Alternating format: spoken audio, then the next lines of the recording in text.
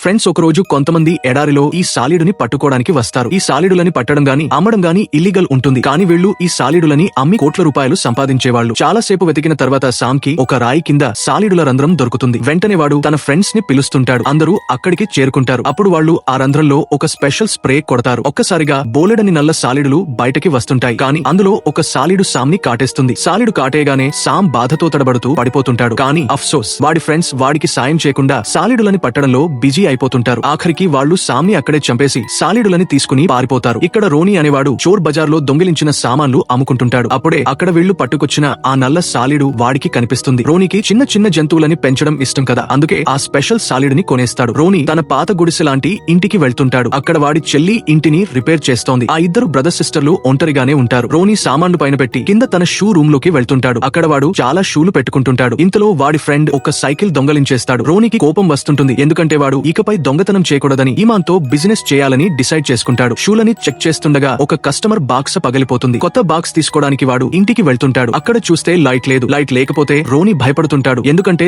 చలిలో వాడి చిన్న చిన్న కీటకాలు చచ్చిపోవచ్చు. వాడు చెల్లిని తిడుతుంటాడు. చెల్లి అంటుంది, లైట్ బిల్లు బాగా ఎక్కువేస్తోంది, డబ్బులు ఎక్కడి నుండి తెచ్చికట్టగలం? రోనీ అంటుంటాడు, ఇప్పుడు నా షూ బిజినెస్ నుంచి డబ్బులేస్తాయి. రోనీ తన కీటకాలని చూస్తాడు. ఆ సాలీడుని ఒక పాత బాక్స్ లో పెడతాడు. తర్వాత వాడు తన ఆంటీ పార్టీకి వెళ్తాడు. పార్టీ నుంచి వచ్చి బాక్స్ ఓపెన్ చేస్తే అరెరే, సాలీడు అక్కడ లేదు. దాన్ని కొనడానికి వాడు బోలెడు డబ్బు ఖర్చు పెట్టాడు కదా, అందుకే చాలా భయపడుతుంటాడు. తర్వాత రోనీ ఒక కస్టమర్ కి షూలు ఇవ్వడానికి వెళ్తుంటాడు. కానీ ఆ షూలలో సాలీడు గుడ్లు ఉంటాయి. కస్టమర్ షూలు వేసుకోగానే బోలెడని సాలీడులు బయటకి వస్తుంటాయి. వాడిని కాటేస్తాయి. కాసేపట్లో వాడు చచ్చిపోతాడు. కాసేపటికి పోలీసులు వచ్చి విషపు సాలీడు కాటుతో చచ్చాడు అని చెప్తుంటారు. ఆ బిల్డింగ్ ని సీల్ చేసేశారు. అందరూ గందరగోళంలో ఉంటారు. ఒక స్వీపర్ ఆవిడ బాత్రూమ్ లోకి వెళ్తుంది. అక్కడ బోలెడని సాలీడులు గూళ్లు కనిపిస్తుంటాయి. ఆవిడ ఒక స్పెషల్ స్ప్రే కొడుతుంది. కానీ ఒక్కసారిగా ఒక పెద్ద సాలీడు ఆవిడ మీద దాడి చేసేస్తుంది. అదే టైంలో రోనీ చెల్లి కూడా ఆ బాత్రూమ్ లో ఉంటుంది. వెంటిలేషన్ నుంచి బోలెడని సాలీడులు బయటకి వస్తుంటాయి. చెల్లి భయంతో గట్టిగా కేకలు వేస్తుంటుంది. రోనీ వాడి ఫ్రెండ్ చాలా భయపడి వచ్చి ఆమెను కాపాడుకుంటారు. కానీ సాలీడులు ఇంకా ఎక్కువైపోతుంటాయి.